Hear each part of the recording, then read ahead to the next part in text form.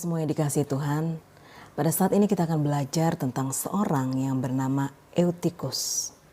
Alkitab mencatat dalam kitab Kisah Para Rasul 20 ayat 7-12.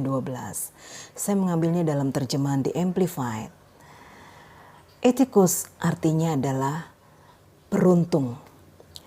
Bahasa Inggris mengatakan sebagai lucky or fortunate. Dalam hidup kita seringkali kita ini kepengen jadi orang-orang yang beruntung. Orang-orang yang selalu punya kesempatan yang baik. Tetapi orang-orang yang beruntung pun ketika tidak menjaga hidupnya dengan baik, tidak akan sampai pada apa yang Tuhan tetapkan dalam hidup mereka. Kita belajar dalam hidup seorang yang bernama Eutikus. Apa penyebab kejatuhannya? Yang pertama, dia duduk di jendela. Kita perlu memperhatikan di mana kita duduk pada saat-saat seperti ini. Alkitab mengatakan, berbahagialah orang yang tidak berjalan menurut nasihat orang fasik, yang tidak berdiri di jalan orang berdosa, dan yang tidak duduk dalam kumpulan pencemooh. Dengan siapa kita bergaul, dengan siapa kita hang out, dengan siapa kita minta nasihat, dengan siapa kita menghabiskan banyak waktu kita, akan mempengaruhi banyak hal dalam hidup kita. Ayo kita perhatikan dengan siapa kita banyak menghabiskan waktu kita.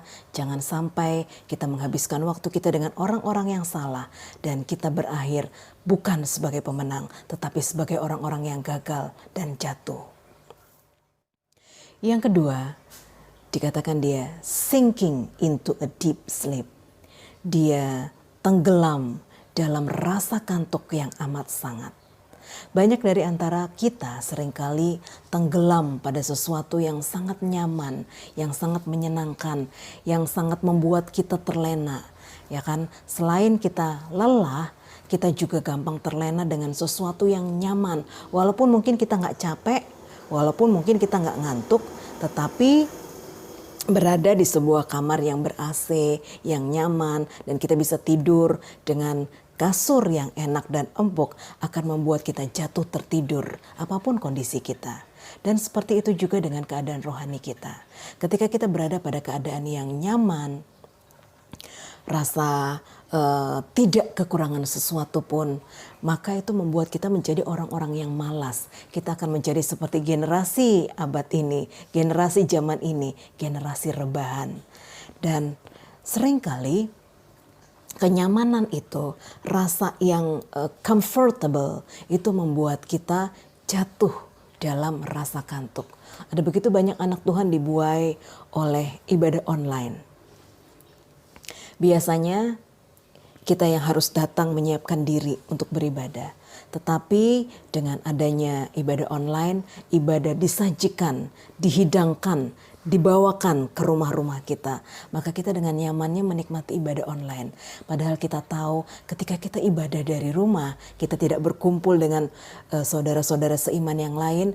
Kita tahu susah sekali untuk menjaga api kita tetap berkobar. Tetapi jangan biarkan kenyamanan, jangan biarkan rasa tidak kekurangan apapun membuat kita tidak haus dan lapar akan Tuhan. Di dalam kenyamanan ini, mari tetap kita punya rasa haus dan lapar untuk mencari Tuhan, supaya rohani kita tetap didapati berapi-api, bersemangat di dalam Tuhan. Yang ketiga, dikatakan dia overcome by sleep.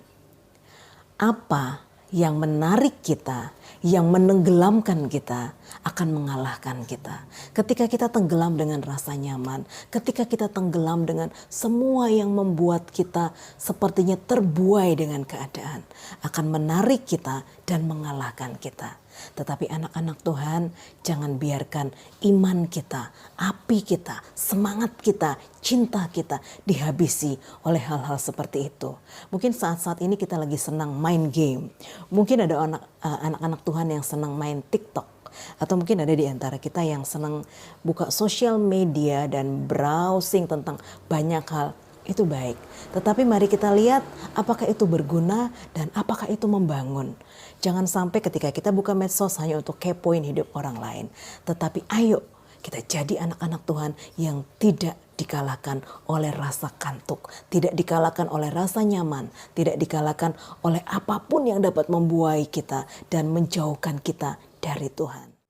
Dan kemudian ketika dia sudah terbuai, ketika dia sudah dikalahkan, maka kemudian dia jatuh dari lantai ketiga.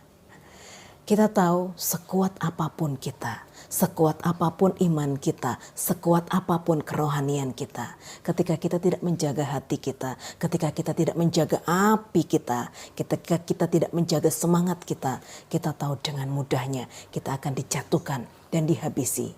Tetapi mari kita belajar menjadi orang-orang yang tidak hanya beruntung secara arti nama kita, tetapi kita menjadi orang-orang yang mengejar perkenanan Tuhan. Kita menjadi orang-orang yang mengejar hatinya Tuhan. Kita jadi orang-orang yang mengejar apa yang Tuhan mau dalam hidup kita. Ayo kita